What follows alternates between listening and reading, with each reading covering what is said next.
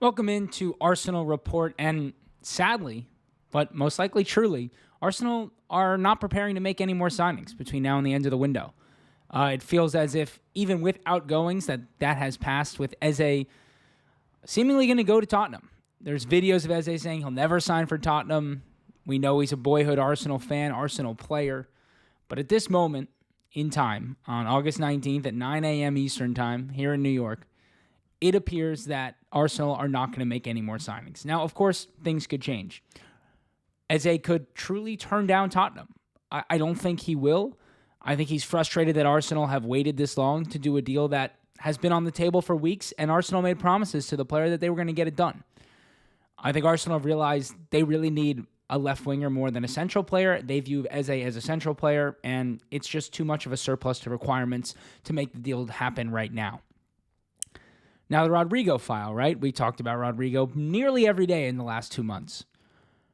Rodrygo is one that seems like, unless he's really out at Madrid, and I guess we'll find out some more this weekend in the opening matches in La Liga, but unless Rodrygo is really out at Madrid, he's not going to force the move. Arsenal, unless they truly can make massive clearouts, Trossard, Vieiraa, Kivior, 3 names you see here, Zinchenko, Sambi Lokonga, at the very least, those 5, plus probably Karl Hayne and maybe one other sale, it doesn't seem like Arsenal are going to go make that move.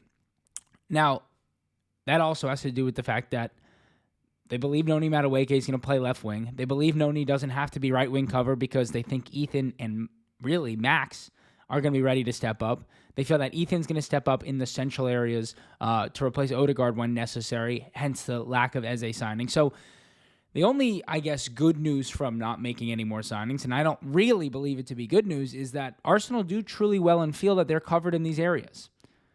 I'm not so sure that that's true, but maybe Gabriel Jesus comes back. That's that final attacker that we need. We can make it till October, November when he comes back, and that's that. But you let Trossard go, and you're back to pretty much the same amount of attackers as you had last year, right? We're not considering Mikel Merino an attacker. So you've basically brought in Gyökeres for Sterling. You've brought in Noni Madueke for Trossard. And then Gabriel Jesus comes back, and I guess you kind of have one more striker. I don't know. It's not super thrilling, but at this moment, that's what it looks like. There's random rumors of Ademola Lookman, people talking about Rafael Leao. These are not players that the club is currently and actively pursuing. So I just think it's worth keeping that in mind, that just because somebody says that deal makes sense doesn't mean the club has any interest. Speaking of Leandro Trossard, there are a lot of rumors of Trossard going around the last few days. It looks like the most concrete ones are between Trossard and Aston Villa and Trossard and Brentford. Now, Brentford makes a lot of sense because they've lost Mbeumo. They're now going to lose Yona Visa, who's likely to go to Newcastle. So they obviously need some help. But Aston Villa are actually the ones that are closing in more realistically on Trossard. I think for Trossard, the idea that he can still play European football is very attractive. That he can still, fight for top 4 is very attractive. So I think that's actually a really good fit for Trossard, kind of that 2-striker system they play where it's Watkins and then another player playing underneath.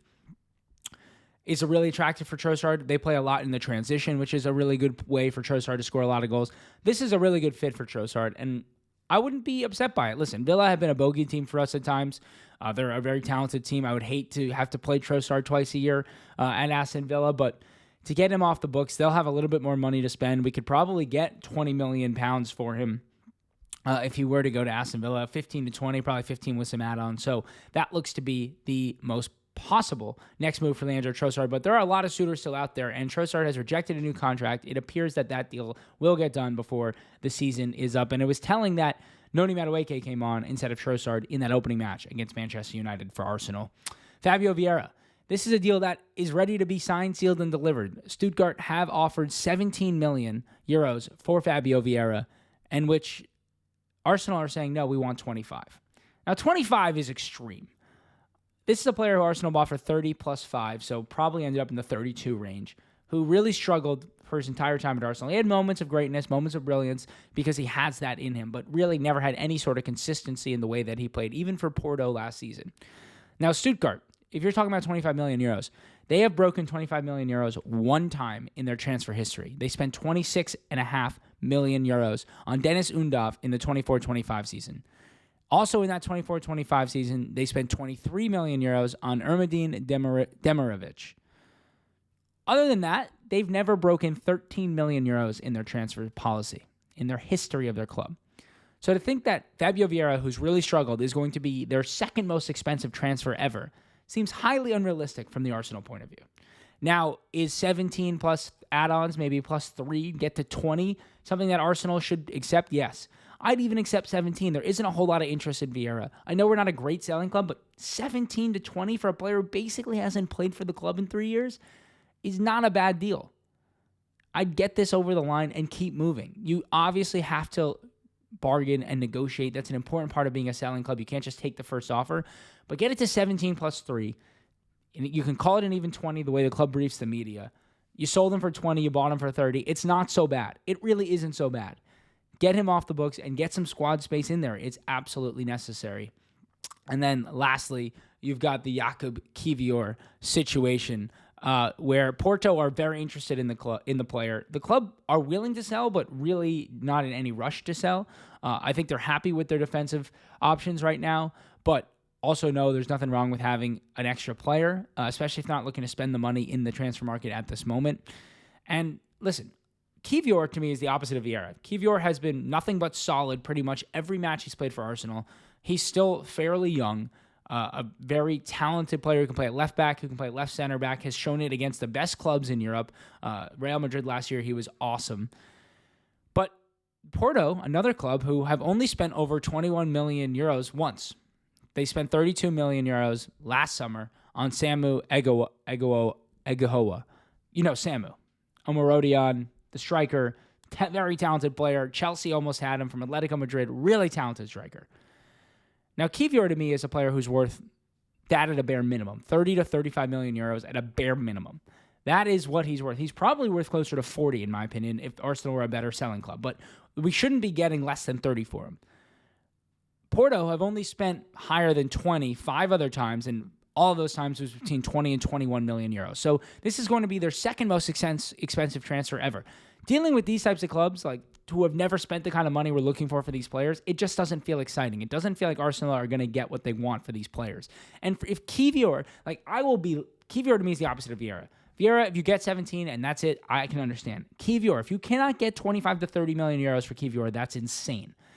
Very talented center back who can play center back, left back. He's played some 6 in his career.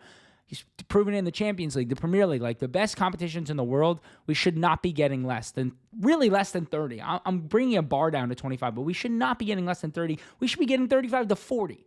So I hope if this Porto deal happens, we're talking about 30 million euros all in at the very least. That's Arsenal Report.